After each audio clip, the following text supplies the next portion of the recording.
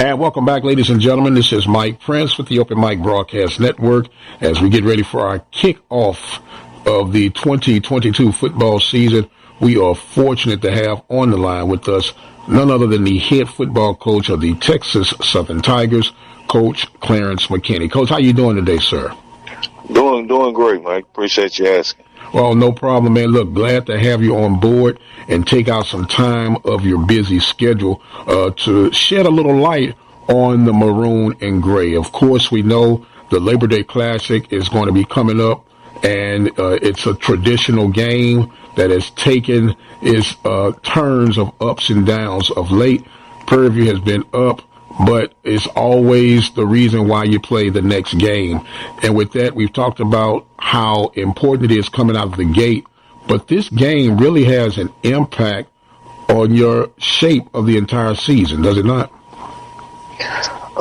We like to think that it's one game because, you got to play an entire season to figure out who's going to be the conference champion or champion in the West. It's one game, but it's one big game. Absolutely. Now, Coach, this is technically your fourth year in leadership, but I know with the COVID deal, so I'll ask you, do you claim 3 years or 4 years, Coach? Personally, I think it's 3 years because in that second year, which would have given us 4 years, we only played 2 games. So 2 games to me doesn't amount to a season. Okay. Well, maybe you need to talk to your agent about that for negotiation of that extra year, huh? Yeah, we'll talk about that. I know that's right. Now, Coach, you're in a unique situation. It's no secret that Texas Southern program has had, let's say, identity crisis of exactly what they want to do, how they want to do, went through several coaches, and it's really been like since 2009 and 10, and technically you had to throw those games out of the window because of the alleged or however, just the scandal that went with all that. And now here you come, and you've methodically gone through. A lot of people like to do the quick fix with the transfers and the JUCOs and this, that, and the other. But you went somewhat the old school traditional route, and you took your bumps and bruises. But now it appears that the ship has finally caught up with the rudder, and you've made some huge turns in your program. Yeah, we definitely built the program through the high schools. We feel we wanted to build something to last. I don't believe when I first got here that the transfer portal had started yet. I think it was the year after. But nevertheless, we're here. We like our team. We like the guys that are showing up to work every day, and we like our chances. Absolutely. Now, you have what I've always pointed out, and I'm a realist. I'm a PV guy. There's no secret to that. And but what you have is kind of scary, Coach. You had 58 combined freshmen and sophomore last year, and you were peaking at the right time. It seemed like the season got shorter as you guys were getting better because it took a while, as you say, to identify who can do what and on what level with consistency. Now that you guys have grown, is there a change in the atmosphere as far as confidence and the ability now that we know what we're doing from you guys? Well, I think this season is totally different than last season. So we have some guys who played on last season. We hope that they've improved on the things that we've asked them to improve upon. And so we don't look to last season to improve this season.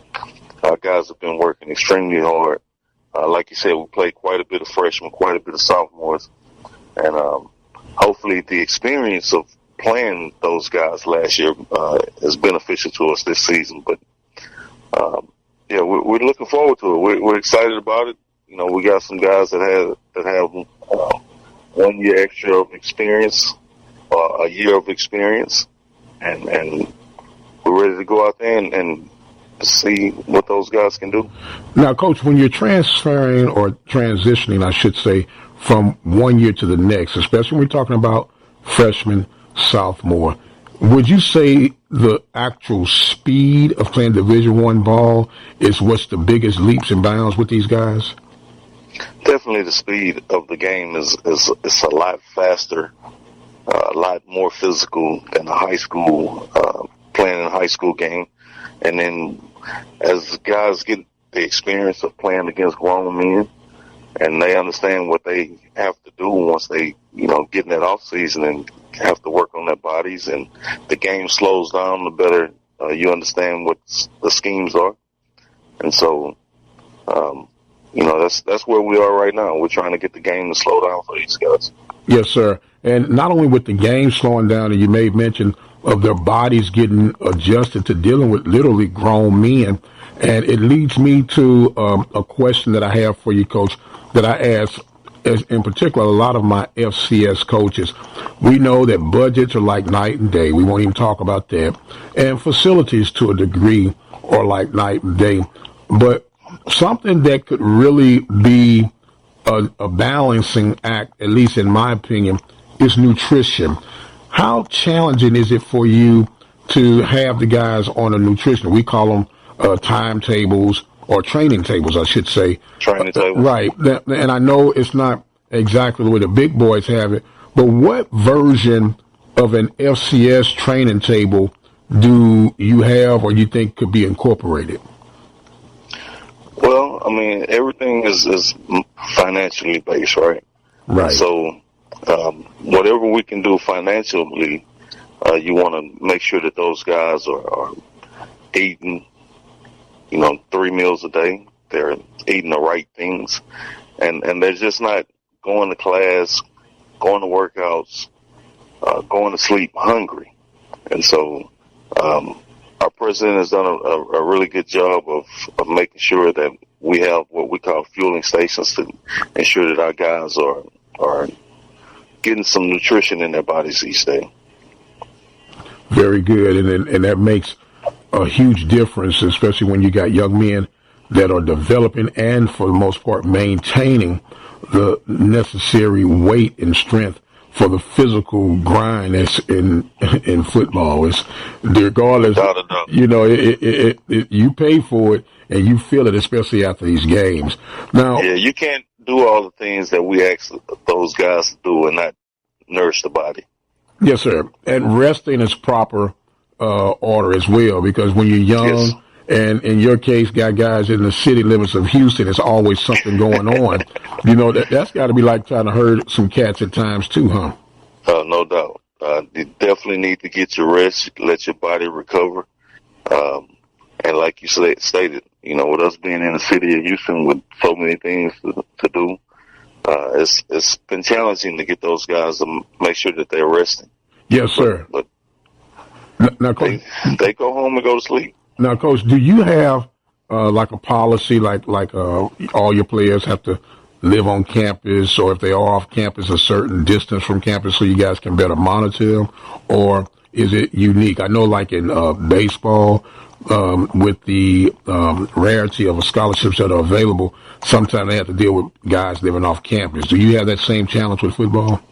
Yeah, well, with our freshmen, we like for our freshmen to live on campus. But with our older guys, we don't restrict where they live, because what we like to do is for those guys to grow up and become men.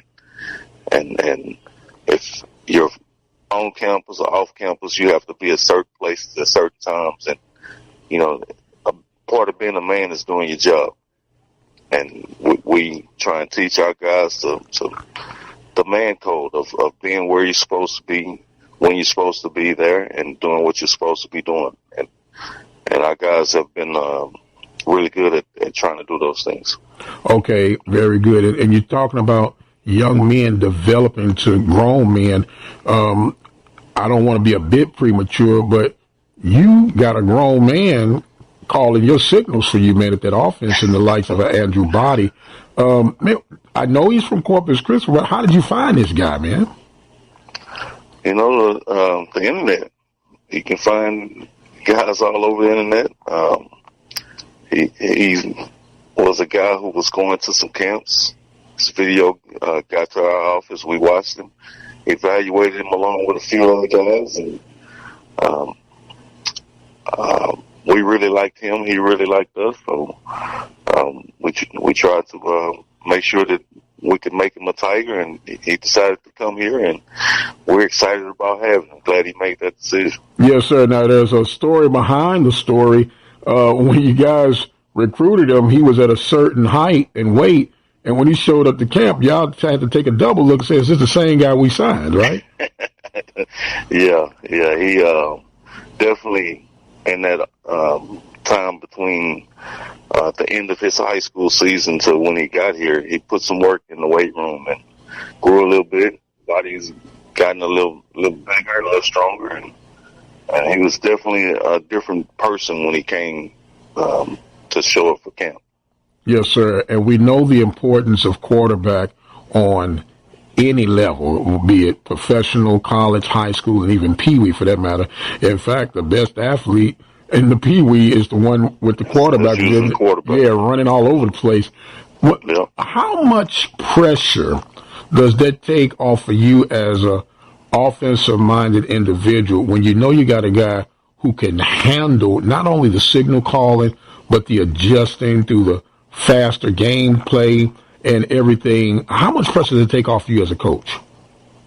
I never sense any pressure as a coach myself. Pressure is when you can't feed your kids. So we're having fun. We got a guy who can execute the plays that we call, and he makes it fun to coach him. And there's no pressure. No pressure at all. Okay. Now, we know that the quarterback is the key piece of the offense, but it helps to have some weapons. Without getting too much into detail, Coach, what are some of the weapons that Body will have to work with? So if you remember on last season, we were a spread offense. We played 4 receivers at a time usually. And 2 of those guys were seniors who graduated, and 2 of those guys were freshmen. And so those guys were freshmen along with Andrew, and they're back. We're talking about King Blanton and Savion Sims. They're back and got quite a bit of experience from the entire year, and we're expecting big things from those guys as well as whoever emerges to join those guys. Yes, sir. And on the defensive side of things, what are going to be some of your key players, Coach? Definitely would be DeMonterio Anderson and Tyree Cooper, 2 seniors that have been with us for a little while now. DeMonterio's the DN. Tyree Cooper's the leader of the defense. He's our Mike linebacker. We're returning a couple of D linemen and Vera Montez Pippins and Tyler Martinez, 2 guys that have been with me from my first recruiting class. And we're expecting those guys to step up and be leaders of our defense. All right, we're talking right now with Clarence McKinney of the Texas Southern Tigers, giving a little preview of Tiger football as they get ready for the Labor Day Classic, September the 3rd. It is September 3rd or September 4th. I get my day. September the 3rd. Yeah, September the 3rd, 2022. And I'm not going to bring it up, but I do kind of have to bring it up. It's been 7 consecutive seasons, but I know that you're saying, hey, this is the year of the Tiger. And if you got your Tiger fans that are listening right now, what should give them the optimism to say this is going to be the year for the Tiger? Hey, just knowing that we played really good last year, not good enough. And this year it's going to be a lot different because we returned quite a bit of guys. They've been working their tails off since the season ended on last year. Guys are bought into the program and want to be successful, want the team to be successful, and they're working hard enough for us to change things around. All right, it always sounds good. And, Coach, I'm going to put you on the spot right now. We talked about it, but I just want the folks to know and have something to look forward to. We can count on you this season, man, for a Tiger report coming from the maroon and gray section. You can count on it. All right, that sounds good. Coach, I want to give you some closing thoughts and comments, sir, as we wrap this segment up, and the floor is now yours. Just want Tiger Nation to come out and support the team. I know there's quite a bit of road games ahead of us, but the support helps those guys play harder, that much harder, and we look forward to making Tiger Nation proud. All right, Coach, you heard it here that Tiger Nation looking and striving for a higher ground. Coach, I want to thank you so much for taking time out of your schedule. We look forward to talking to you throughout the fall, my man, and good luck to you. And I do mean that, coming from a Panther, man. Good luck to you. But you know, as we talk and laugh all the time, somebody got to win and somebody got to lose, right?